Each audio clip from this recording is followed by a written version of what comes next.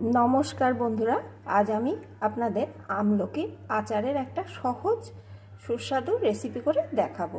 তার জন্য দেখুন বন্ধুরা, এখানে আমি কয়েকটা আমলকিকে ভালো করে ধুয়ে নিয়ে নিয়েছি। এখন এই আমলকিগুলোকে আমি গ্রেটারের সাহায্যে গ্রেট করে নেব আর আঠিগুলোকে আলাদা করে নেব। দেখুন বন্ধুরা, এইভাবে গ্রেট করছি আর ওই যে আঠিগুলো কিন্তু আলাদা করে রেখে দিচ্ছি। আমি সবগুলো করে নিয়ে ফিরে আসছি। এখানে আমি সব আমলকিগুলোকে গ্রেট করে নিয়েছি আর আঠিগুলোকে আলাদা করে ফেলে দিয়েছি। বন্ধুরা, আমি এইভাবে আমলকির আচারটা তৈরি করছি। আপনারা যদি চান তবে সিদ্ধ করে নিয়েও আঠিগুলোকে বের করে একটু হাত দিয়ে চটকে আচারটি তৈরি করতে পারেন। তবে আমার মনে হয় সিদ্ধ করলে জলের সাথে কিন্তু আমলকির গুণাগুণ কিছুটা হলেও বেরিয়ে যায়, আর যদি এইভাবে করেন তাহলে সম্পূর্ণ গুণাগুণ এর ভিতরে বজায় থাকবে। এখন আমি কিভাবে এটা তৈরি করছি বন্ধুরা, প্লিজ একটা লাইক দিয়ে দেখতে থাকুন। এর ভিতরে প্রথমে দিয়ে দেবো একটু গোলমরিচ গুঁড়ো, একটু হলুদ গুঁড়ো, সামান্য একটু বিট লবণ। এখন সব কিছুকে ভালো করে মাখিয়ে নেব। সব কিছু ভালো করে মাখিয়ে নিয়েছি। এখন কিছুক্ষণের জন্য এটা রেস্টে রেখে দেব। এখন এখানে আমি গ্যাস ওভেনে একটা কড়াই বসিয়ে দিয়েছি। আমি প্রথমে ওই আমলকির আচারের জন্য যে মশলাটা লাগবে সেই মশলাটা তৈরি করে নেব। কড়াইটা আমার এখন গরম হয়ে গেছে। প্রথমে দিয়ে দেব একটা শুকনো লঙ্কা, একটু লঙ্কাটা ভেজে নেব। লঙ্কাটা একটু ভেজে নিয়েছি। এখন এর ভিতরে দিয়ে দেব একটু পাঁচফোড়ন, গোটা ধনে, মৌরি। এখন এই মশলাগুলোকে একটু ভেজে নেব। আমার যেহেতু আমলকির পরিমাণটা কম, সেই বুঝে আমি মশলাগুলো দিলাম। আপনাদের যদি আমলকির পরিমাণ যে পরিমাণ হবে সেই বুঝে এই মশলাটা ব্যবহার করবেন।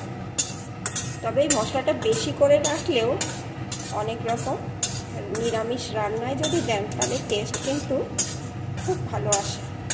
এইভাবে অল্প আছে নাড়িয়ে নাড়িয়ে মশলাটা সুন্দর করে ভেজে নেব।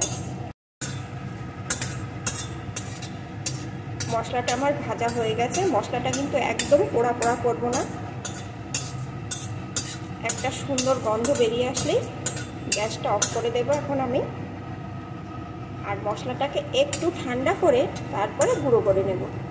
মশলাটা কিন্তু একদম মিহি গুঁড়ো হবে না, একটু গোটা গোটা যেন থাকে।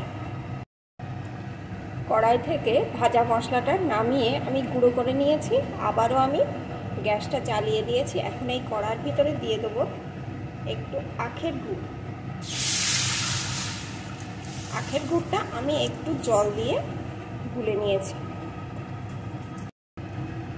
সাথেই দিয়ে দেবো একটু চিনি। আপনারা চাইলে সম্পূর্ণ আখের গুঁড়ে করতে পারেন বা সম্পূর্ণ চিনিতেও করতে পারেন। আমি দুটো মিশিয়েই করব। এখন একটু নাড়িয়ে নেব যতক্ষণ না চিনিটাই গুড়ের সাথে সম্পূর্ণ মিশে যায়।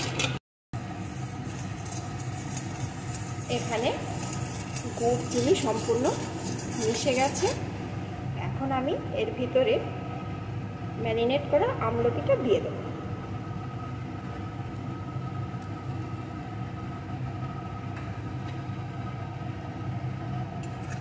এই সময় গ্যাসের জোরটা কিন্তু আমি লোতে করে দেব, দিয়ে সমানে এইভাবে নাড়তে থাকবো।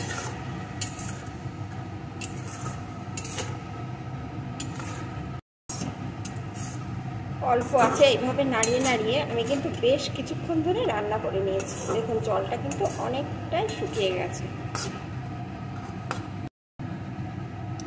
এখন এর ভিতরে দিয়ে দেবো একটু ভিনিগার।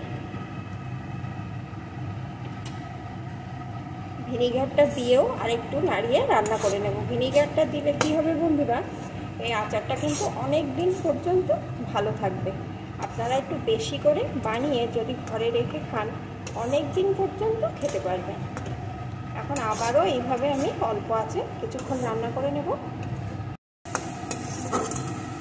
অল্প আছে আরও কিছুক্ষণ রান্না করে নিয়েছি।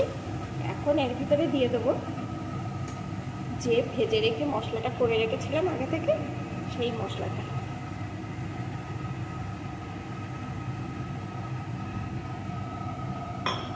একটু নাড়িয়ে নেব। মশলাটা দিয়ে কিন্তু আর বেশিক্ষণ নাড়ানো যাবে না, তাহলে মশলার যে একটা সুন্দর গন্ধ বেরিয়ে আসছে, সে গন্ধটা কিন্তু চলে যাবে, গন্ধটা থাকবে না। বন্ধুরা, আপনারা এইভাবে আমলকির আচার তৈরি করে ঘরে রেখে দেবেন, আর রেগুলার যদি একটু একটু করে খান তাহলে কিন্তু সর্দি কাশির হাত থেকে অনেকটাই রেহাই পেয়ে যাবেন। কারণ এতে কিন্তু প্রচুর পরিমাণে ভিটামিন সি থাকে। কাঁচা অবস্থায় অনেকেই খেতে পছন্দ করেন না, তবে এইভাবে যদি করে রাখেন বাচ্চা বড় সবারই কিন্তু খুব পছন্দ হবে, আর বাচ্চারা তো বারবার খেতে চাইবে এই টক ঝাল মিষ্টি আচার। এখন এটা আমাদের নামিয়ে নেব।